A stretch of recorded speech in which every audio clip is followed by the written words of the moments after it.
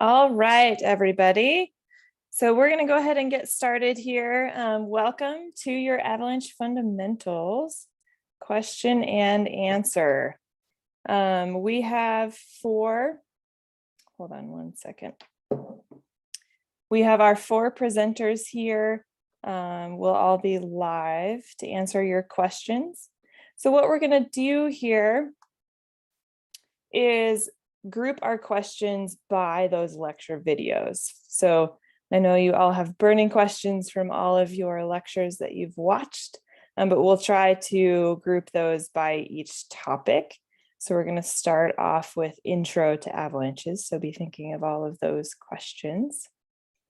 Just a few Zoom reminders. Down at the bottom of your screen, you have a bar that has a chat box as well as a question and answer box. We'll be using those primarily.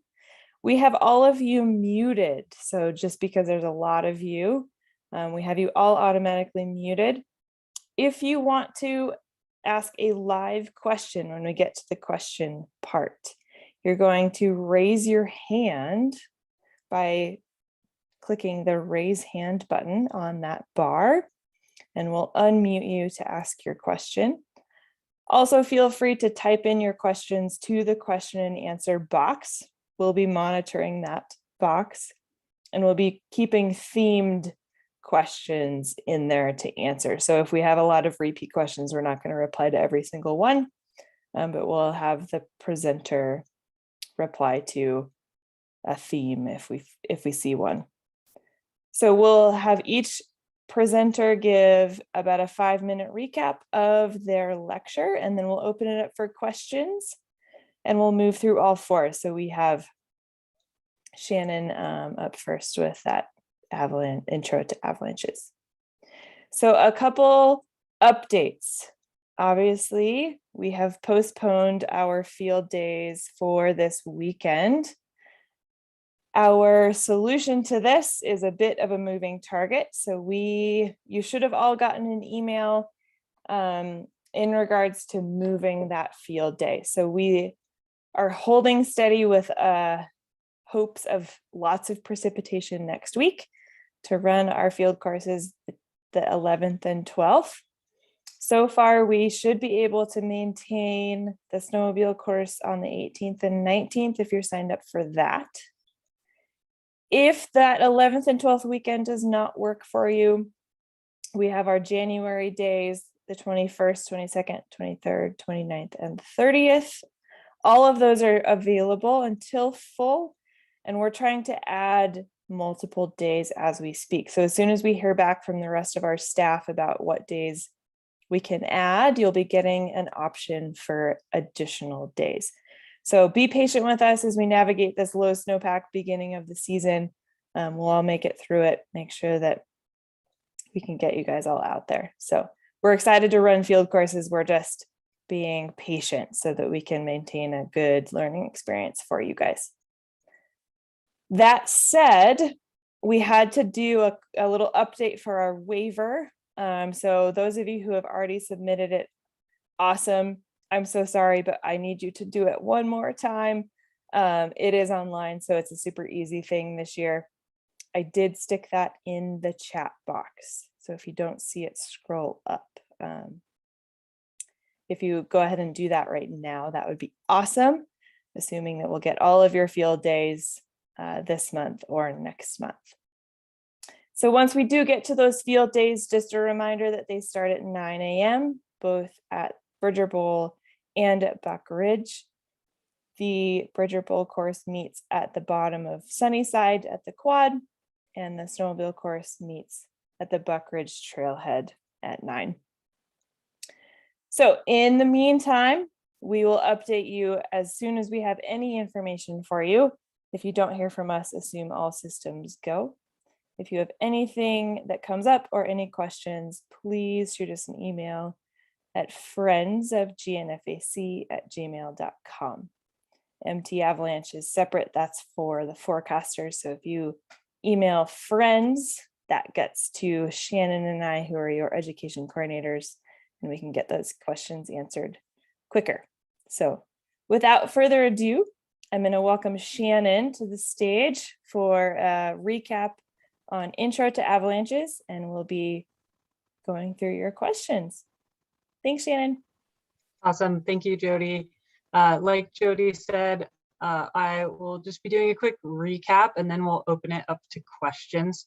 And Jody will be picking through the questions in the Q&A box. And then if you do have a question that you want to raise your hand for and ask live, feel free to do that after I'm done with my recap. All right, I'm going to share my screen.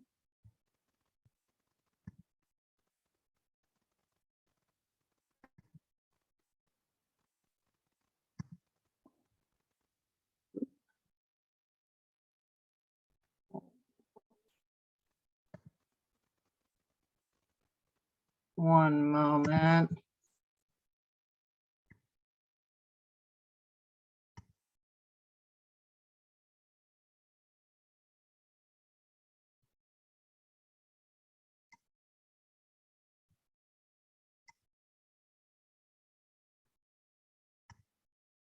All right, now I've got it back up.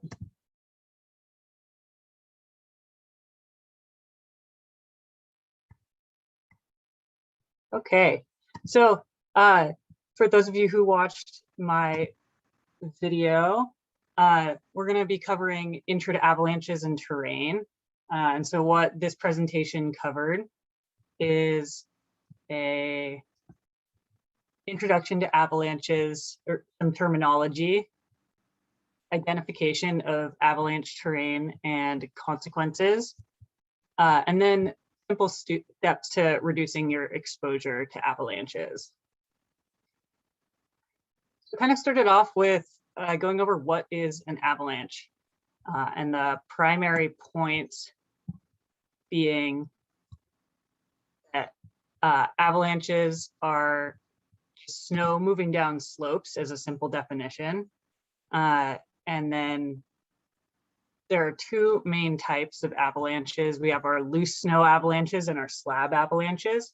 The photo on my slide is a slab avalanche. And those slab avalanches are our primary concern due to how they fracture and move.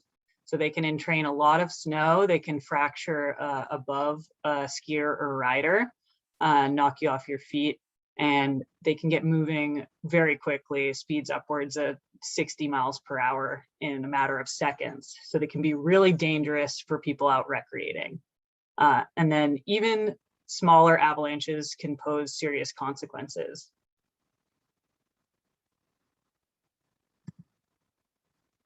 So I talked about it in my video a lot, but the bottom line is avalanches can be really dangerous to people out recreating or living in the mountains. So last year there were 37 avalanche fatalities in the US, which was a new record, but on average 25 to 30 fatalities a season, making that the #1 cause of death on national forest land during the winter. So you all signed up for this course because you probably recreate in the winter or want to know about avalanches, but just re-emphasizing that avalanches can be dangerous. That's why we need to know about them. But then if we're most concerned about slab avalanches, then we need to know what causes slab avalanches. And we need to have a couple things. This is the recipe for a slab avalanche. We need to have a steep enough slope. And that's what my talk really focused on, is avalanche terrain and identifying terrain and features of terrain. So we need to have a steep enough slope. And then we need to have a snowpack that's conducive for producing slab avalanches. So having some kind of cohesive slab on top of a weak layer. And Dave's video will talk a lot more about that. And then the final component would be you as a recreator or a person out in snow-covered environments. We need to have some kind of trigger, and those triggers can range from, you as a skier or rider to natural triggers like increased loading, thawing, wind. So that's your basic recipe for a slab avalanche. And then kind of rolling into the main meat of my topic is terrain. So we ask ourselves a couple questions. is the terrain capable of producing an avalanche? What are the consequences of an avalanche here? And then what do we do about it? Like, what's the practical application of knowing where avalanches can happen and what the consequences can be? So to cover where do avalanches happen, basics are on slopes between 30 and 45 degrees. That's where the majority of slab avalanches are happening. But we also want to know about the aspect of a slope, the elevation of a slope, the shape and the size of a slope. And then another kind of main feature of my talk was consequence. So what happens if there is an avalanche? And so the bottom line with like where do avalanches happen and what is avalanche terrain is slope angle is the most important. So just knowing the type of terrain that you're putting yourself in. And I talked about some tools for knowing if you're in avalanche terrain or not. And that ranged from visual tools of being able to look and see where slide paths are to using inclinometers or even slope shading apps on your phone. So there's a lot of tools out there that can help us determine whether or not we're in avalanche terrain. And taking a field course is the start to knowing how to use those tools. And I covered a lot of different topics about our terrain characteristics, but I think the most important would be consequence. So I talked about terrain traps, features on slopes that amplify the consequence of an avalanche. So those terrain traps would include treed slopes, slopes with cliffs or rocks under them, slopes that end in benches or creeks or gullies, places where snow can build up really deep if you're caught and buried in an avalanche. And then another terrain trap would also be just large avalanche paths, so large slide paths that can produce large avalanches. So that's kind of the basics of those terrain traps. And that helps us answer the question, you know, if I'm in avalanche terrain and there's an avalanche, what's the worst that could happen? So then my talk kind of ended with this idea of keeping it simple with our use of terrain. So there's all these different factors out there. As a recreational user, you can take some really simple steps to reduce your exposure to avalanche terrain. And so here's some of those everyday Outbrain considerations that I was talking about. So using these kind of rules of travel, making sure that we're one at a time in avalanche terrain. And then I added communication is key. So making sure that your group knows, you know, what the plan is before you take off. So making sure that you've established places to stop and watch while one person is in avalanche terrain at a time. And just communication in general, not just for avalanche's sake, but like in case somebody gets hurt, you know, skis into a tree or rides into a tree, you want to make sure that you know where people are. You can communicate with them either visually or with radios or verbally. So communication, really important. And then, yeah, just stop and watch from less exposed areas. Be prepared to respond to an avalanche if you're traveling in avalanche terrain. And then I think another really important thing is just choosing terrain to match conditions. And hopefully some of our other lectures will kind of fill in the blanks for that, and getting some field time will help demystify that statement. But when we choose terrain to match conditions, that sometimes, you know, doesn't mean we're in avalanche terrain all the time, and we can still have fun. All right. So that kind of wraps up my end of the talk. So my end, just to recap once more, was mostly covering terrain and then some kind of introductory basics. So I'll open it up to questions here.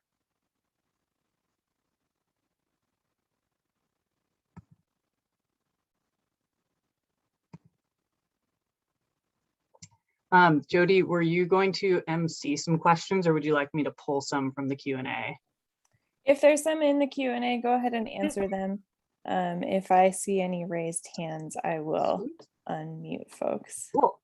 Okay, so it looks like a couple questions already got answered, but I have a question from Beth.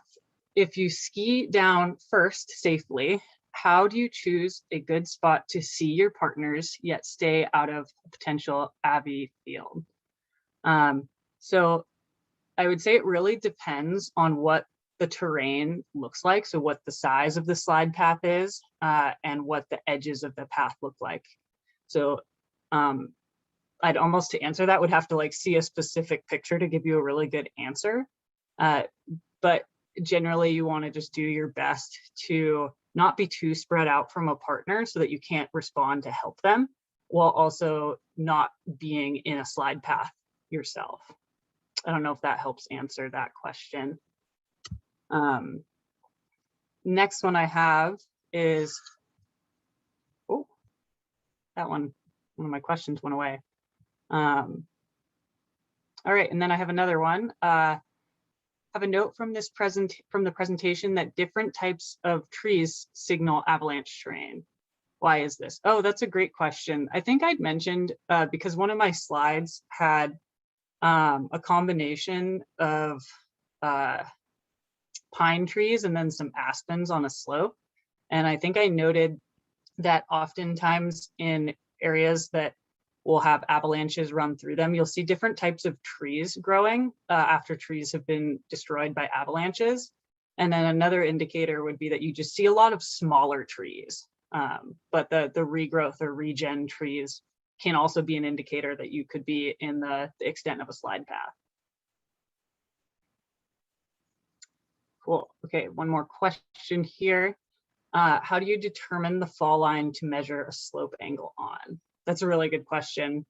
And generally with taking slope angles, you need to keep in mind that the slope that you're standing on a slope, and you have all these different angles on different parts of the slope. So you want to be taking several different readings until you can develop your own kind of eye for seeing slope angle.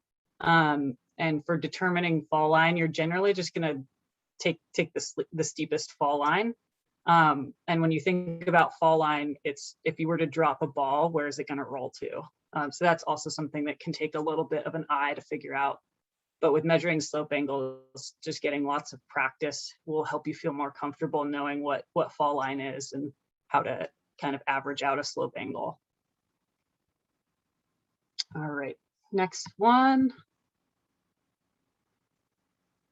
So the question is, when traveling uphill and choosing the safest route to ascend the mountain, is it safe to look for less steep slopes and older trees when vegetation is around? Older trees signify areas of less frequent avalanches. Yeah, that's a really good question too. So I think you want to use kind of a combination of what the slope angle is, or an approximation of the slope angle, and what the trees look like around you can also be a really good indicator. But the flip side of this is if you're on a steep slope, like a slope steeper than 30 degrees and it's treed, then you've just put yourself into a terrain trap. So you want to be like looking at thinking about the slope angle first, and then using those visual clues in addition to that, and kind of common sense. All right, any other questions on this topic? And it's okay if you end up having a question about a topic that's not being kind of directly covered. We'll still try to answer all your questions. And I think I will hand it off to Dave here, and we'll move on to the next topic.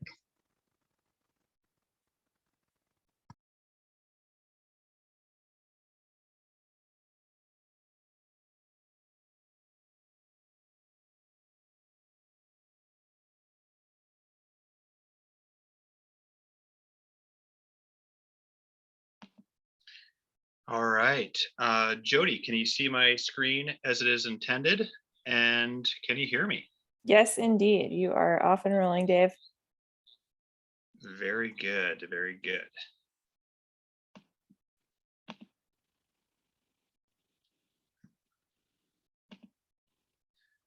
All right. Thanks for getting us started there, Shannon. My name is Dave Zinn, and I am going to be talking about the weather and snowpack recap and how that plays into slab avalanche formation. So with our Avalanche Triangle, Shannon brought this up in her presentation. Terrain is the consistent component of this equation. The snowpack and the weather are always changing, so we have periods of stability and we have periods of instability, and we have periods of sort of the unknown periods, right? That we have sort of this mixed bag. The great thing about this is, and what Shannon discussed, is that when there's questions about the snowpack and weather, terrain is the solution.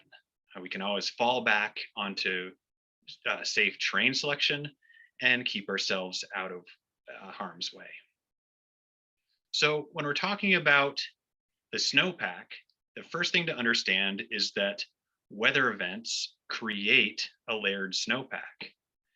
And in doing so, create the recipe for potential avalanches. So the way this happens is we have snowfall early season, we have some melting, we have some more snowfall, we have some wind, we have periods of high pressure and cold, clear nights where weak layers are formed. We have some more snow, and that layered cake is what we're riding and skiing across.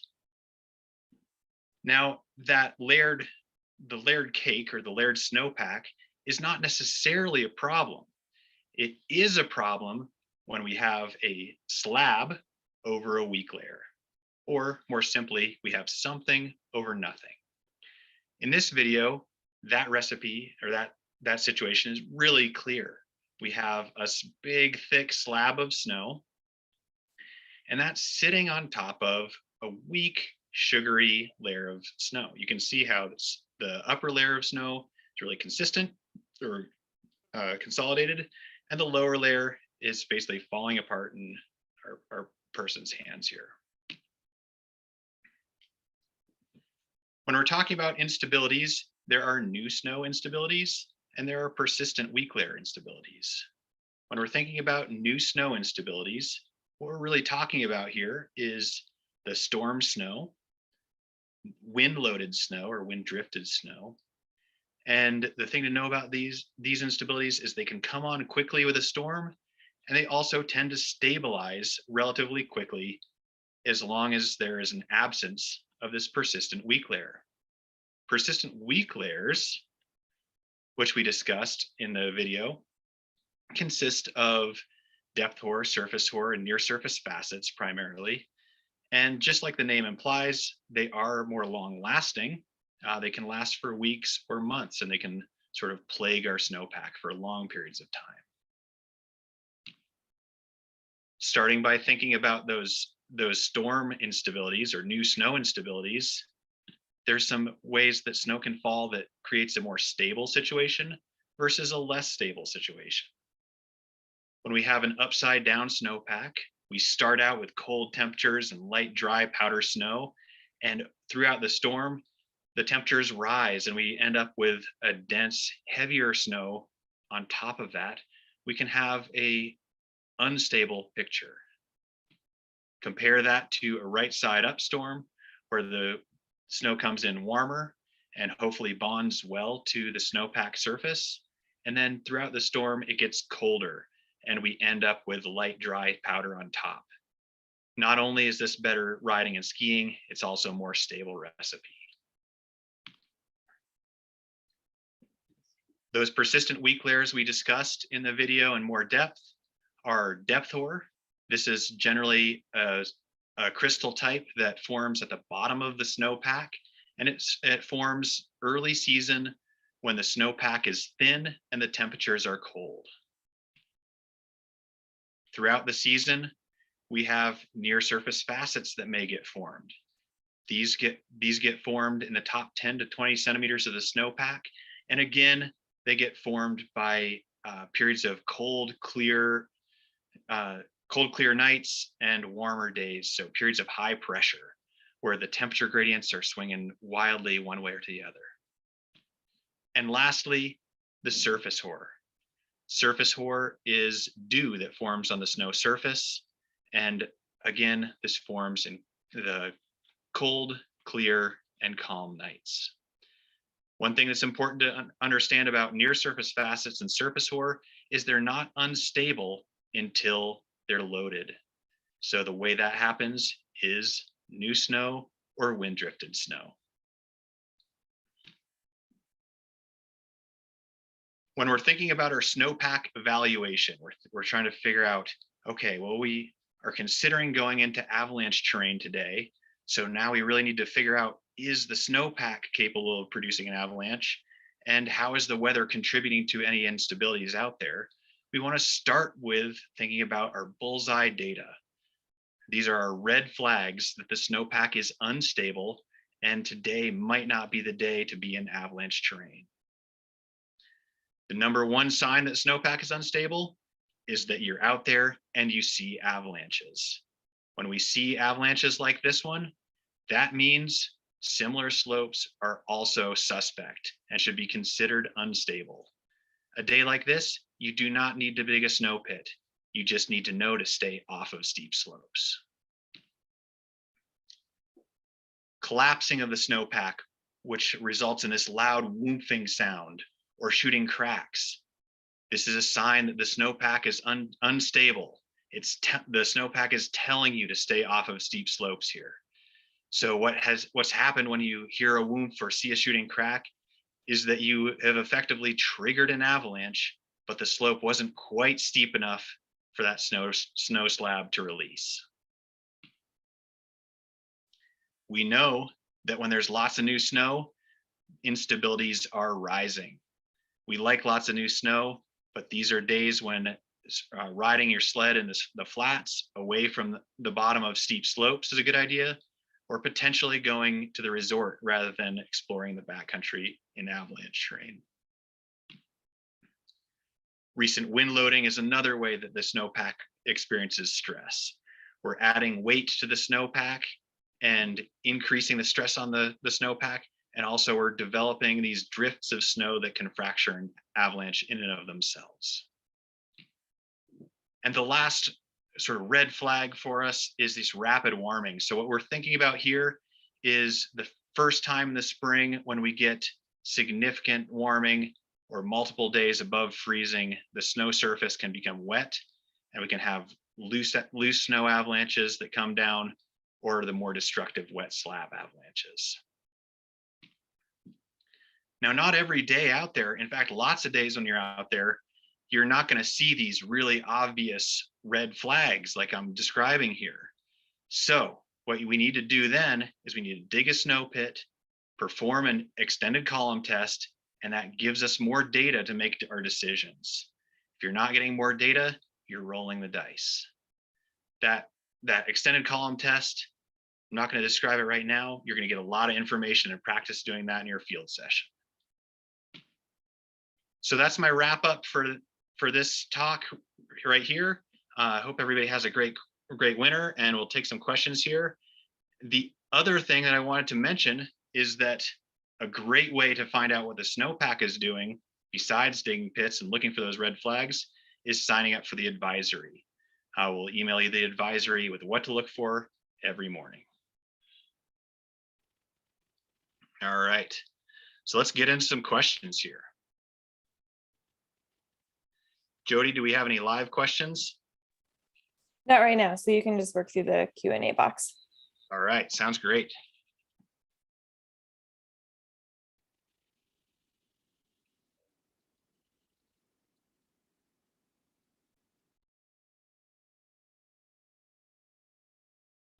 All right, so our first question here. In the snowpack presentation, it was mentioned that near surface facets are not dangerous until there is a slab on top. A video showed a couple inches on top of the weak layer, and the forecast said there was not enough weight on it for it to be dangerous yet. How many inches of snow on top of a weak layer before it becomes too risky?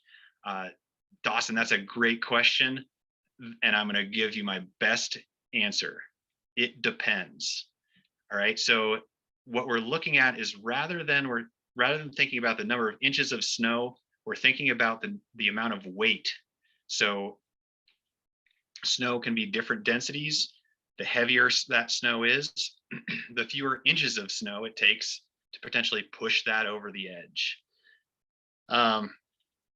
So it also depends on sort of the volatility of that weak layer. So what we're looking for is, what is that weak layer doing in stability tests? And is it producing avalanches or red flags for unstable snow?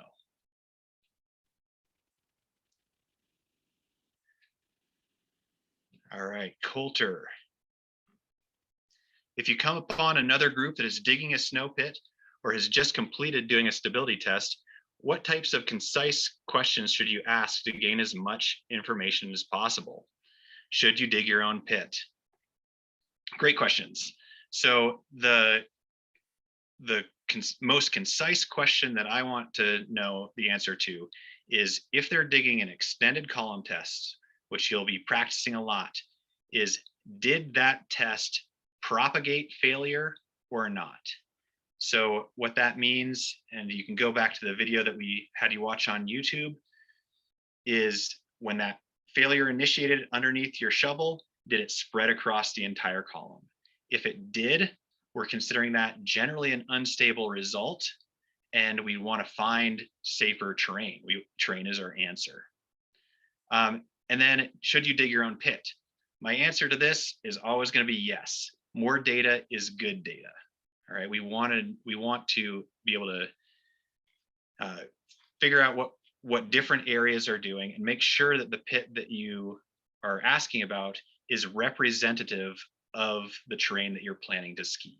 If it's on a different aspect or a different elevation, it's probably not representative, and you need to dig one for yourself. All right.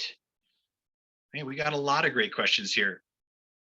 Lydia says, if you are skinning up and realize that when you reach an area that it wouldn't be safe to ski down, what is the best way to get down?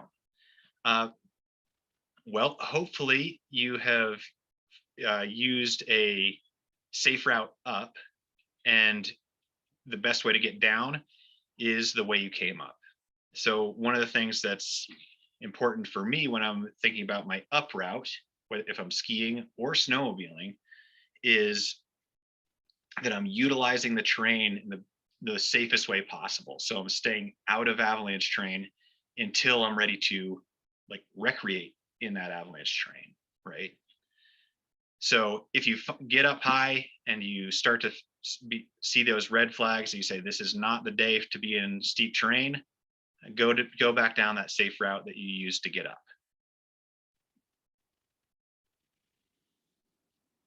Looks like I got the same question from Beth, so I'm going to move down to Evan. How much should an amateur backcountry user be concerned or know about snow crystal structure? Knowing more is always fun. You don't actually need to know that much about snow crystal structure and the shape of these crystals to do really well with your snowpack analysis. It's more of it's nice to know, or it's fun to know. It's not necessarily a need to know. What I would say about that is, if you perform that stability test, that extended column test, and you see failure and propagation, that indicates an unstable layer. So in a way, it doesn't necessarily matter to me what that layer is. Well, it matters to me, but it might not matter to you, right? And you can sort of make that decision yourself. Once we find that instability, that's the information that we want to onboard and make our terrain decisions accordingly. Dave, I'm going to interject with a couple lives. Okay, great. So you can answer these other ones as type-ins if need be. Yeah, let me stop my screen share so I can see people. Finley, I'm going to have you up first. So I just hit your talking, you're allowed to talk. So go ahead and unmute yourself at the bottom of your screen and ask your question. So I remember from your video that somebody talked about if you're like, so while it's snowing is the most dangerous time, one of the most dangerous times to be out there because it's actively loading. Say you're out there skiing, having a blast, the day is going great. The conditions are, we'll say moderate. And then all of a sudden it starts snowing. Is that something that you should instantly like just go home from, or what would be your advice on that, Dave? Yeah. Hey, Finley, how's it going? Good. How are you? I'm doing well, thanks. So it takes a little bit of time for the instabilities to start rising, right? It's not an instantaneous thing. An inch of snow is not often the thing that's going to tip the whole system over. And if you're that close to the edge already, then it's unlikely that you should have been an avalanche trained in the first place, right? That's fair. So the big thing is to understand is when it's snowing, the level of instability is definitely going to increase. So the danger is increasing when it's snowing. Typically, if there's weak layers in play, if there's more than a few inches of new snow on the ground, then I'm going to start to reevaluate and see how those weak layers are reacting. Okay, perfect. That makes sense. Thank you. Awesome. Cooper, you are up next. Go ahead and unmute yourself.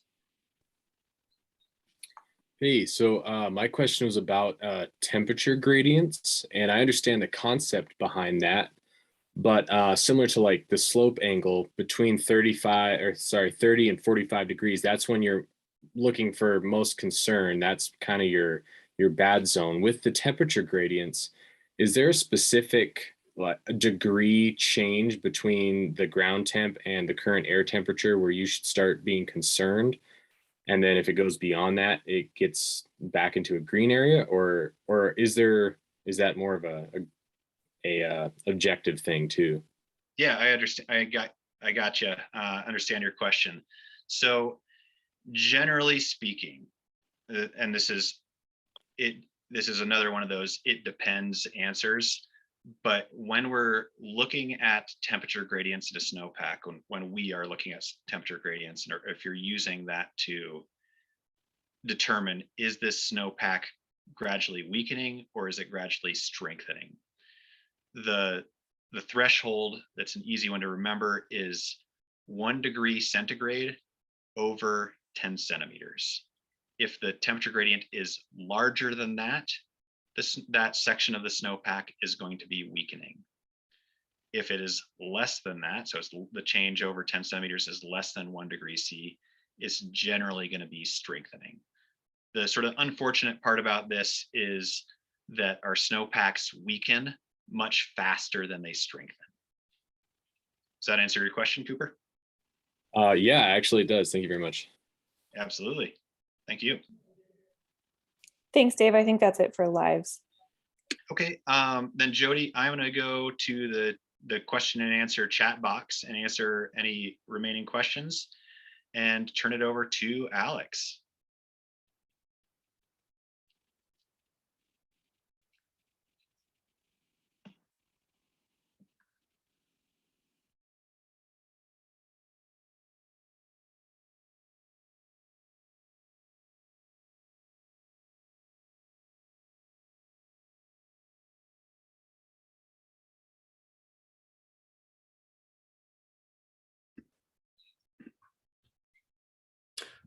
All right, thanks, Dave. I guess I'm taking over here. I was going to say, I can start off with an anonymous question here. If we have any personal stories with avalanches, and the short answer would be yes, which maybe is why I'm going to give this talk about decision making.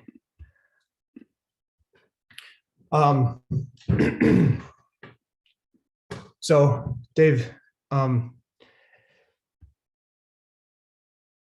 looks like you might be giving a longer answer to that one, but yeah, I wouldn't know where to start with personal stories with avalanches, whether I was involved or whether someone else was involved and I was investigating an accident or even a fatality. So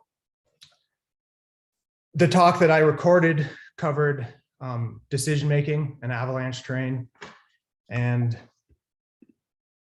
Dave and Shannon covered the terrain where avalanches occur and the snowpack and weather factors that lead to unstable snow.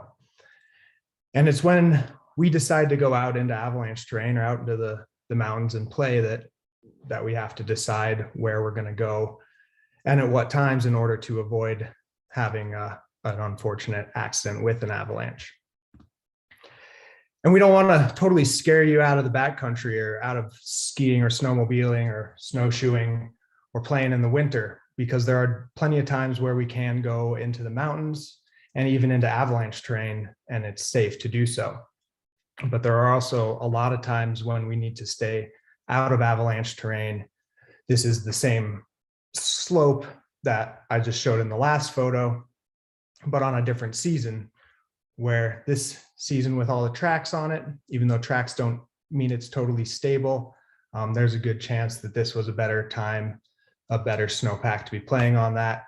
And then the season that this slope broke wide and deep, we wouldn't want to be on terrain like that or underneath it. And that's just a closer picture of that crown. And so avalanche accidents occur because we either underestimate the avalanche hazard of the day or we overestimate our ability to manage that avalanche hazard. And the key here is that, as Shannon and Dave were mentioning, we need to choose our terrain to match what the avalanche danger is for the day. And so if it's high danger, we want to probably avoid avalanche terrain altogether. That's a pretty obvious one. But sometimes we might not be super familiar with where we're traveling, and if we don't know that we're in avalanche terrain, that can be a problem. And so while problems in decision making lead to avalanche accidents, good decisions and a good bit of luck will help us avoid avalanche accidents. But we want to focus on making good decisions and not rely on luck in order to really hedge our bets. And where we have problems in decision making, I discussed a lot of human factors, and I won't go into these, but this is what can distract us from the objective data that we should be making our decisions on. And we need to be aware when our decisions are being influenced by things like this. We do put a lot of investment, whether it's money or just time, into getting out into the mountains and having a good time. And sometimes we get a little too committed, or we get distracted or feel pressure from things that shouldn't be influencing our decisions. And this is the FACETS acronym I discussed. Again, I won't go into the details of that. It's in the recorded talk, but we go over these just to be aware when we're making decisions that if these are overriding in our lives or coming up, that they could be influencing us into a situation we might not want to be in. I mentioned that about 10% of avalanche fatalities over the last 10 years occurred after a person left a ski resort boundary. And this is important because a lot of ski areas, especially Bridger Bowl here outside of Bozeman and Big Sky as well, have terrain that you can access pretty easily after riding a chairlift. And when you're inbounds in the ski area, ski patrol takes care of the avalanche hazard, and it's almost totally safe. But as soon as you cross that line, you need to treat it like the backcountry, carry rescue gear, go with a partner, read the avalanche forecast, and make decisions just like you would if you were going on a tour anywhere else. This is an avalanche, one of many that have been triggered on Saddle Peak, just outside of Bridger Bowl's ski area in the backcountry there. There's been one fatality on that peak and others adjacent to Bridger Bowl as well. So if you ski at Bridger or Big Sky, be very aware and know where the boundaries are and know when you're crossing them, and do it intentionally if you decide to do so. And in order to navigate avalanche terrain safely, whether it's the side country or going on a tour from a trailhead, we need to focus on that bullseye data that Dave was just discussing, a lot of that snowpack and weather factors, and adjust our travel and terrain use accordingly. So this is just a list of the most important bullseye data. If there's recent avalanches or the collapsing and cracking indicating that we have a poor snowpack structure, that's a red flag. A lot of new snow and strong wind, and then snowpack structure, and of course, or in addition, when it's warm in the springtime and extended above freezing temperatures. And we want to focus on those red flags and not have our decisions be influenced by that outlier data. And the red flags you can gather at the beginning of your day by getting the forecast. As Dave mentioned, we encourage you to subscribe to get our advisory through email. And while you're out in the field, it's important to gather data like extended column tests. This is an example of that test where we isolate a column and apply a force to one side of it to see if it'll collapse and propagate. And that's an example of an unstable result where that slab collapses and breaks all the way across the column, showing that it has potential to break all the way across a larger slope. And once we gather all the facts, when we get the forecast in the morning and then making constant observations through the day, we need to make a plan that matches our travel through avalanche terrain to appropriately to the avalanche danger and where the avalanche hazards exist. And that, as I said, that could be, if it's high danger and we need to avoid avalanche terrain altogether, it could be as easy as that, or it could be a little bit more complex. And there's specific aspects and elevations where maybe wind loading exists and we need to just avoid that. I wanted to throw this slide in here. As Shannon mentioned, someone was asking about trees and how that might relate to safety on a slope. And the key is slope angle. If it's steep enough to slide and you can move through the trees, the slope can avalanche. And this is a 40-degree slope that killed one person and broke two legs of another person who was fortunate to live, but lost at least one of his legs. And so it can be deceiving when slopes are densely covered in trees. And as Shannon mentioned, they become a terrain trap if a slope does slide. So the key is slope angle. And I just really urge caution in getting a false sense of security on treed slopes. And we ultimately make good decisions through practice, whether the danger is low or high. You should have a system for planning and deciding where you're going to go for the day, and practice implementing that every day, and you'll get good at it. And as I said earlier, we can't rely on luck, but it's certainly out there, and we do get lucky. The issue with traveling in avalanche terrain is it's a wicked feedback environment where we will get away with bad decisions 9 times out of 10. And so we need to recognize when we do get lucky and try not to make mistakes that we've made before, whether it's obvious and we have a close call, or some days we go out to maybe ski an avalanche slope and then later realize that maybe we were pushing it a little bit. And rather than justify that we made a good decision because nothing happened, we should just try not to do that again and recognize that we might have got away with it. So thanks for hanging with us tonight, and I'll answer some questions here. And again, subscribe to get our advisory. We'll be hopefully issuing forecasts sooner than later.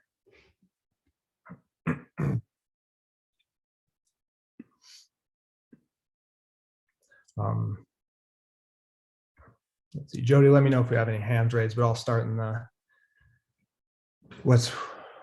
the chat box or the Q&A here.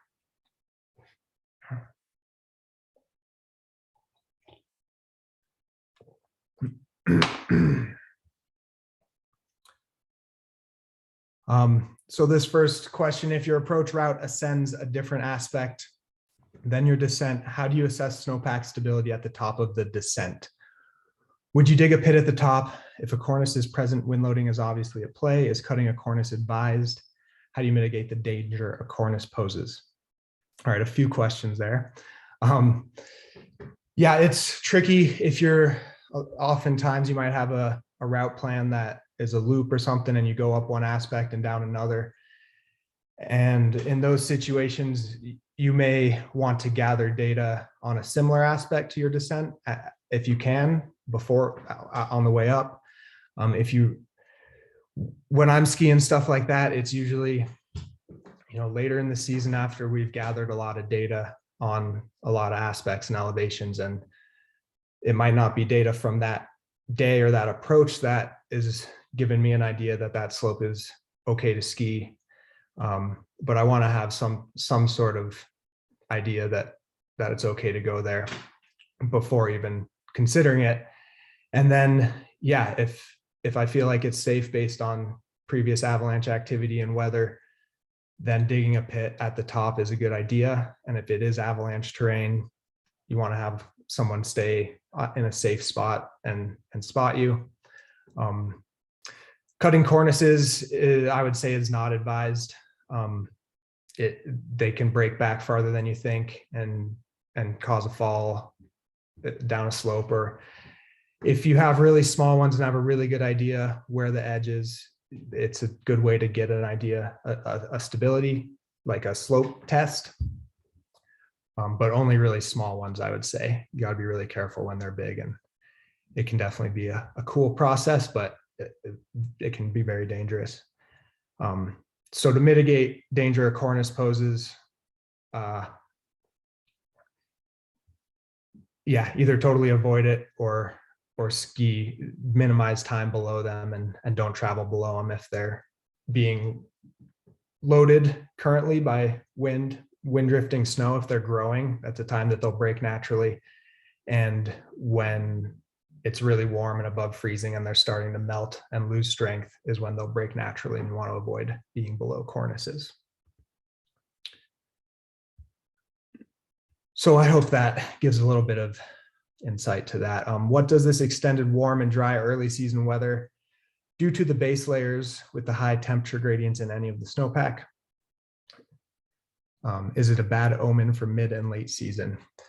Yeah, the short answer is early season snow on the ground is never good for stability later in this season.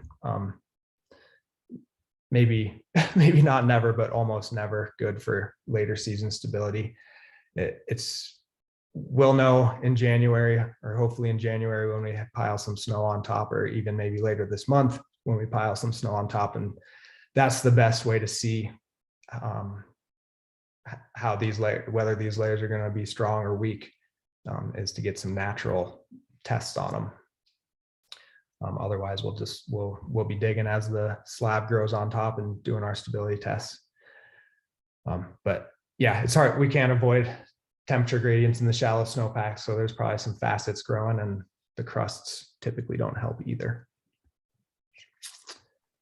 Alex, I'm gonna chime in with a live question here. Okay. Finley, go ahead. I might stop share here. Hopefully that. So so you obviously should dig a pit every time if there's no other outlying clues.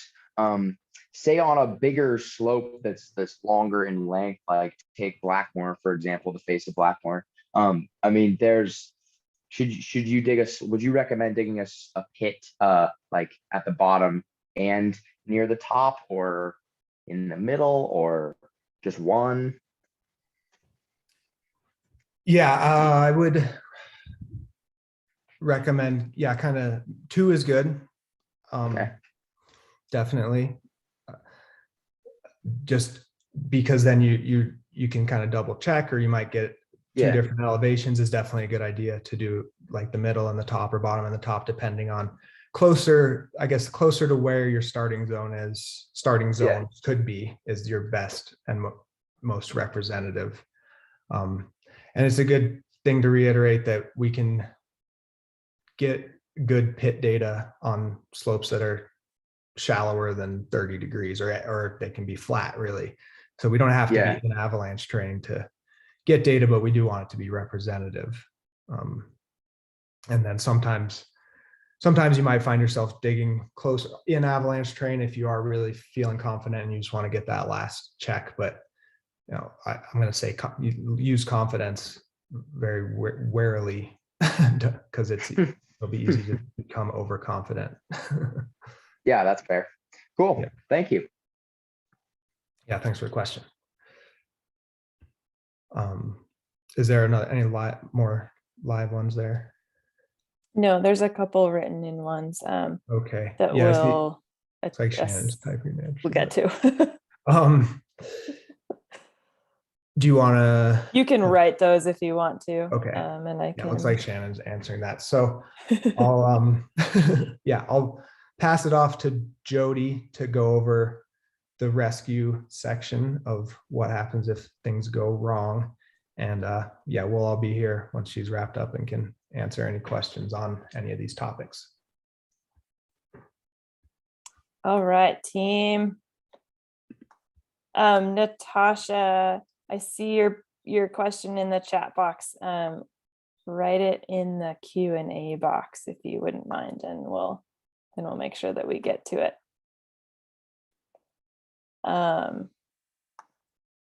All right, you guys. So again, I'm Jody. I'm one of the education coordinators here at the Friends of the Avalanche Center. So I'm in the background a lot of the time. And my talk was on avalanche rescue. So at this point, we've learned about all of the pieces of the puzzle. And now we're going to review what happens if we've done something wrong and something has gone awry and we have an avalanche on our hands and we have a rescue to perform. So first of all, we have to carry that rescue gear. We are a fish out of water without having that rescue gear. So we need to carry a beacon with us. Again, this is a 3 antenna beacon. So beacons are just like computers. They go a long ways in technology really quickly. So if you see friends with those old tracker ones or older beacons like that, where they don't even have a digital screen, it's time to upgrade those. These are really important pieces of equipment and they've become quite simple to use. And so I strongly encourage folks to upgrade to a 3 antenna beacon. We need a shovel as well. So beacons only find beacons. We need a shovel to dig out an actual partner. So make sure that that shovel is metal. The big ones with the D handles are really nice to move snow quickly, but any metal shovel will do. And finally, we need a probe. So the probe is used, again, to probe the snow to feel for your partner or a body underneath the snow and to pinpoint where we're going to start digging. So all 3 of those are not one without another. We need all 3 of them to perform an avalanche rescue.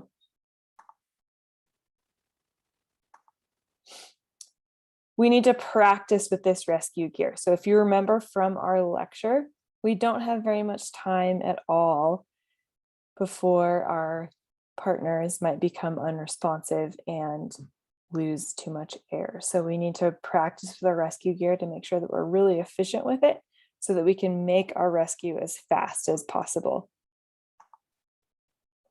We're going to go back to that terrain talk. So to prevent having to perform an avalanche rescue, we're going to travel one at a time.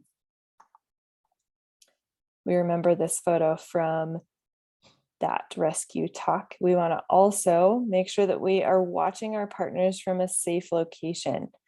So if we remember this, we have our skier down, we have our skier here, and we have the rest of our party down here. If this were to slide, these folks are not in a safe location. So just a recap on that. If someone in our party is caught, we need to first just take a really deep breath. We need to think about the situation and we need to stay calm. So bring the calm to a chaotic situation and you're going to move a lot more efficiently. we need to make a plan. So if we're by ourselves, we're it. If we're in a bigger group, we have multiple people at our disposal that we can send in several different directions. If you happen to be the one caught, we want to swim, struggle, make yourself as large as possible to try to float to the top of that debris.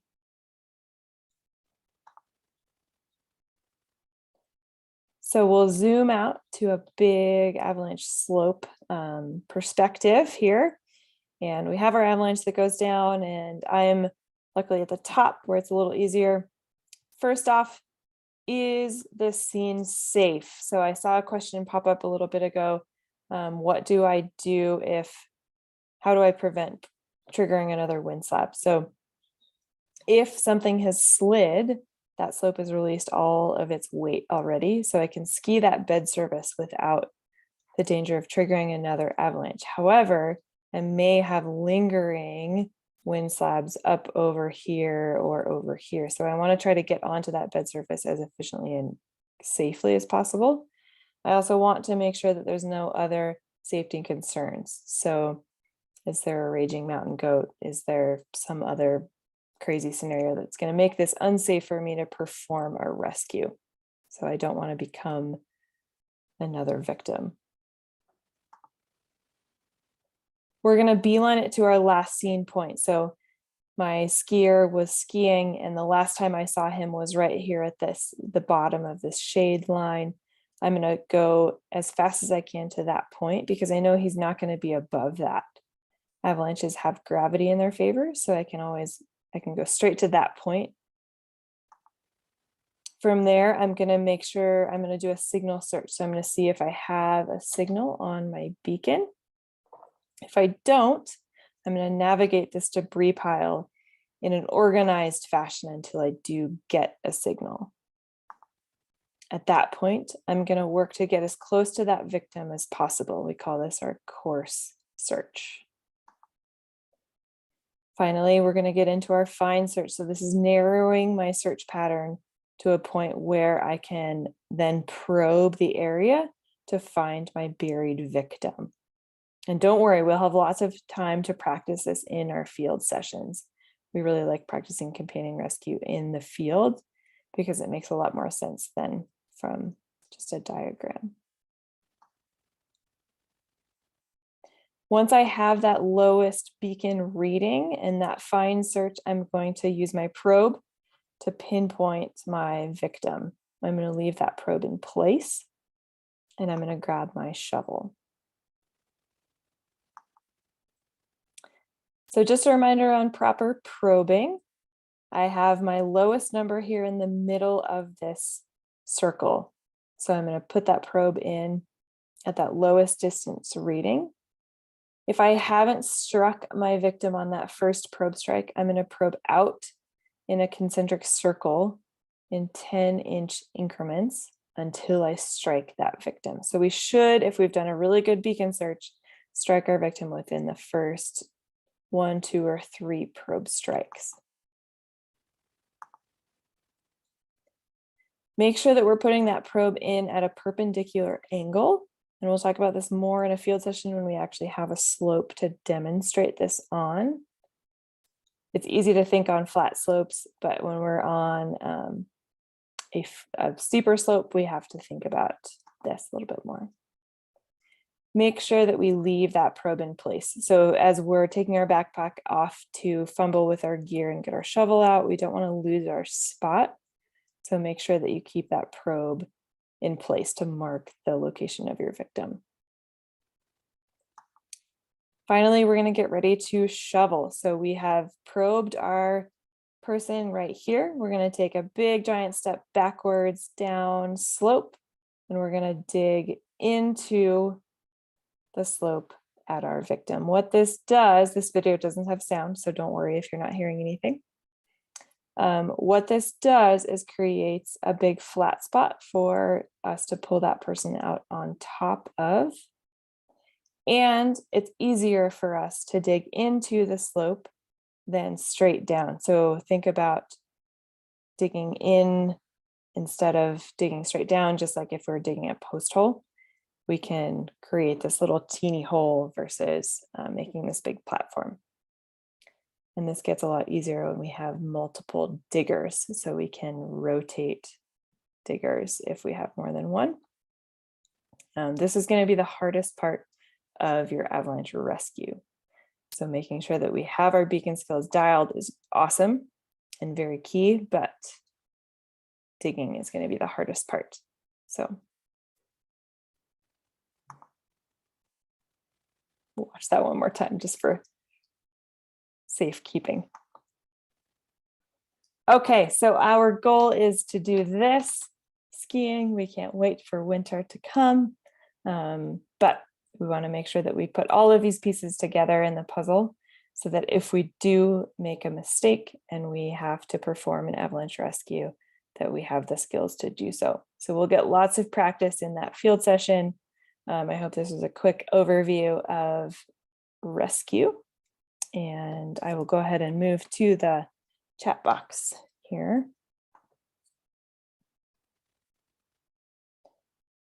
Okay, so do BCA radios interfere with beacons the way smartphones do? So yes, any electronic device, so radios, digital cameras, cell phones, anything of the sort needs to have I believe it's 50 centimeters of separation from your beacon. So if you carry your beacon in its harness on your chest, you should have your phone down in a pants pocket or a radio in your backpack. So make sure that if you do have electronics, keep those separated from your beacon. You don't want a phone right on top of your beacon.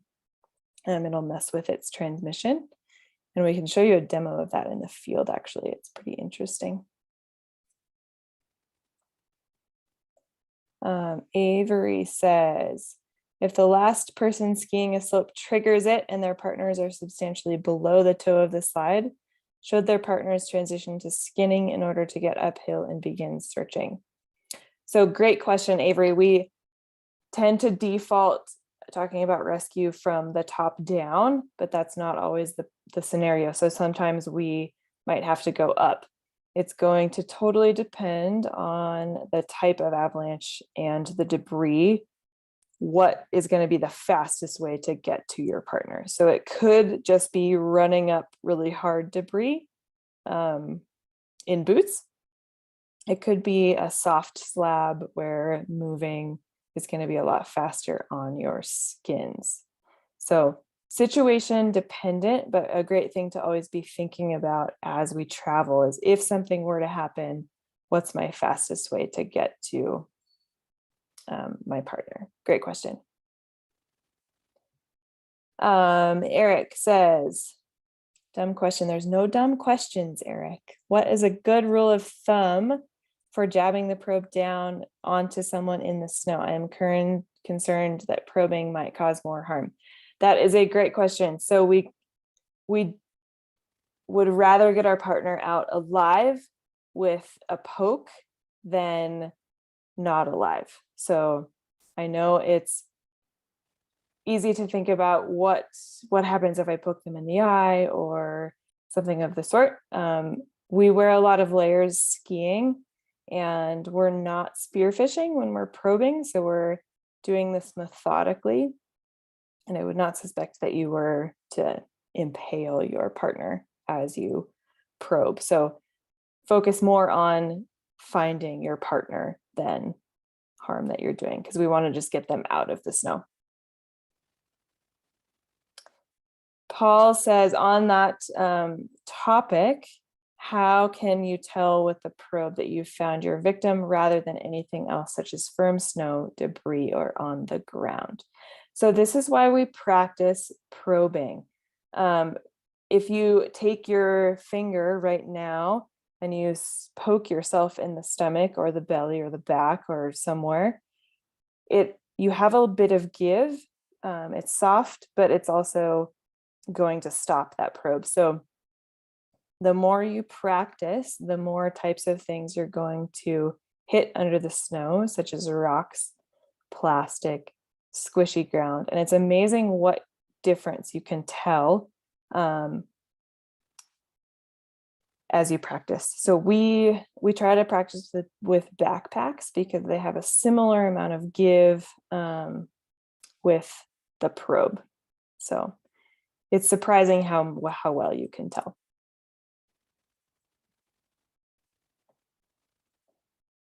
Okay.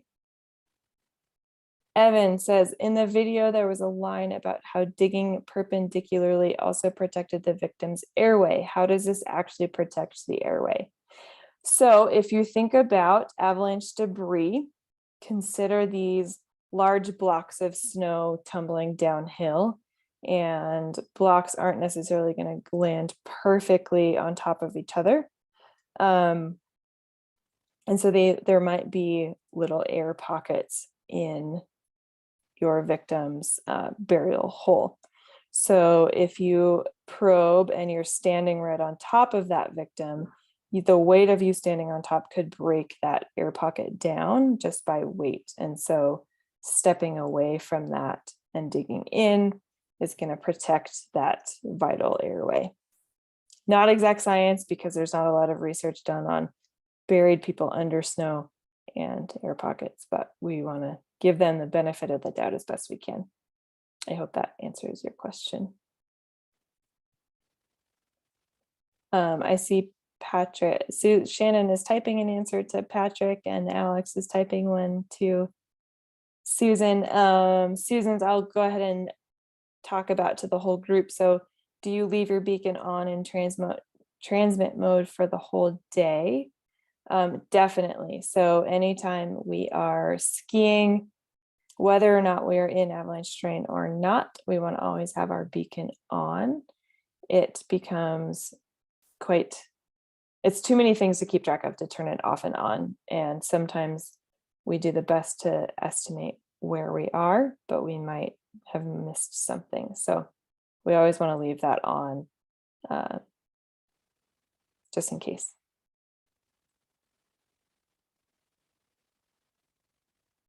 Okay. Finley says the amount of distance between your phone and beacon. So 50 centimeters between all electronics is a good reference for that.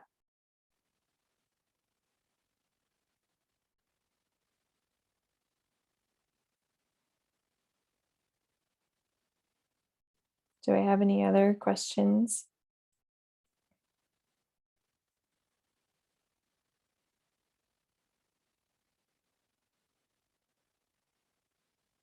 And Avery, I think I answered yours, but it looks like Dave is adding something. So, all right. So we'll stay on here just for a few more minutes, just in case if anyone has any questions that came up on any of the topics. We wanted to thank you guys all for joining us for this question and answer session, and thanks for being patient with any technology issues as we continue to work our way through navigating the world of Zoom. Again, keep an eye on your email just for updates on field sessions. Please, we're all just waiting for snow to run those, and we'll do the best that we can. So thanks for being patient with those in advance.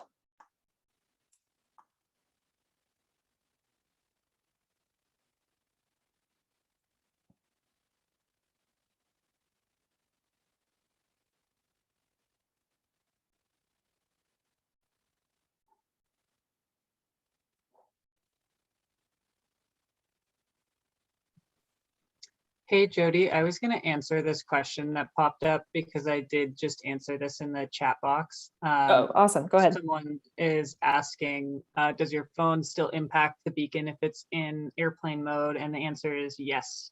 And definitely just check your beacon manufacturer's recommendations for the distance between your electronics. But like Jody said, the 50 centimeters is a pretty good standard.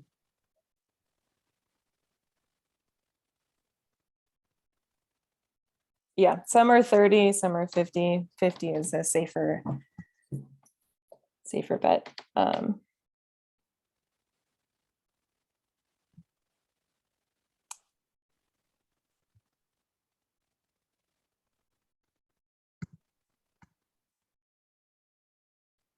Dave is typing away. Thanks, Dave. You can answer it too if you'd like. Well, I don't know. I'm not sure what the referencing Wilson's All right. grade one is because I wasn't. Maybe I'll answer it. You want to stop your screen share and Oh, yes, I will. yeah. So Avery was asking about touring in walk mode, and I didn't quite understand the question. I said, yes, I definitely tour in walk mode. But what I'm hearing her say is that, do you lock the toe piece of your bindings while you're skiing uphill? And so what I was responding to is yes, just more of a practical situation. The bindings don't work in walk mode, or work without having the toes locked when you're climbing uphill very well. It's easy to fall out of them when you're just walking. But it does really illustrate how important your route selection is, and choosing those safe routes up. And that really goes back to what Shannon was talking about, the fundamental tool of identifying, are you or are you not an avalanche terrain? And the way you do that is by measuring the slope angles and understanding where you're at relative to where avalanches could happen. That photo that Alex showed with the avalanche through the trees indicates, again, it's slope angle, slope angle, slope angle that tells us whether a path can slide or not the presence of vegetation definitively. Thanks, Dave. Yeah, absolutely. And I saw an anonymous pop up too. Is it helpful to use BCA radios during an AV rescue? The only place where I might see this being of benefit is if you're doing a really large signal search sweep with multiple partners and you might be out of hearing range. But I wouldn't expect that you would be. I think just relying on talking to your partners is going to be a much better option. You're going to be dealing with a lot of things at once, and so eliminating one thing would probably be the best way to navigate that. Jody, that is a great answer. To simplify that, to keep it simple, yeah. But I just wanted to add that it was in the incident we had here last year where 3 people were caught and in Cook City, and Jody helped them get out.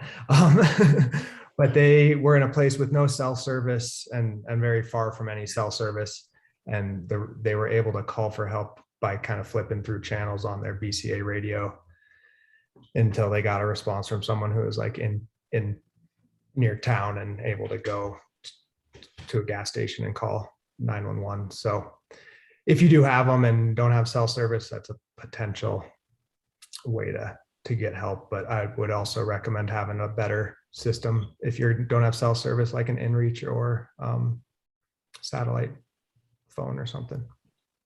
Thanks for chiming in on that, Alex. I was zoomed in on the actual rescue, not the bigger one. In the chat, someone asked about a date clarification. So just to pinball back to field day reschedules, the Q&A day in January is January 20th. Field days will be 21, 22, 23, 29, and 30. So sorry for the confusion on that.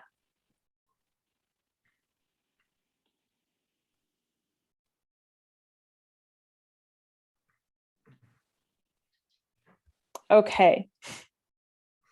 I think we've made it here.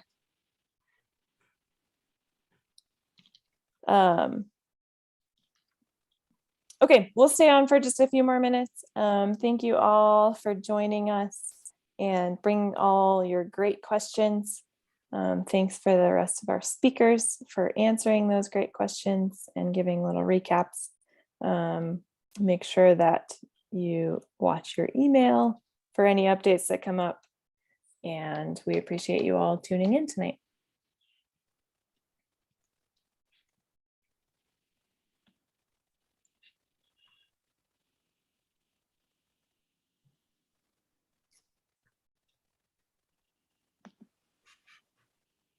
Jody, do you know specifics on, or anybody here, if how the BCA radios could interfere with the beacon? I don't think they do, maybe if they're really close. But typically where you, if you have it in your pack and on your shoulder, I think you should be good. Yeah, I think you're good. I don't know too much about BCA radios particularly, but I carry my guide radio like a BCA radio, and I know patrollers do too. So I think as long as, yeah, it's on your back, I think you should be good. I think one key with any electronics or metal is cell phones and stuff and radios, have them in your pack and far away from your beacon, but you don't even want like knives or any sort of electronics like in that pocket over your beacon.